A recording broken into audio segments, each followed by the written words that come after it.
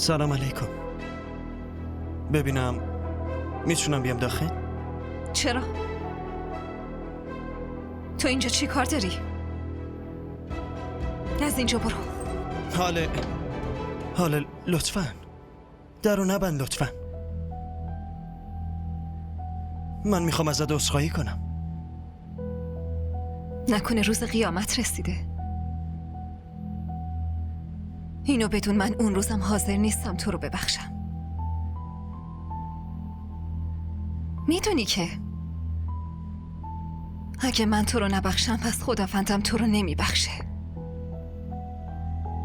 زمینم همینو میگه که اگه تو منو نبخشی پس اونم نمیبخشی.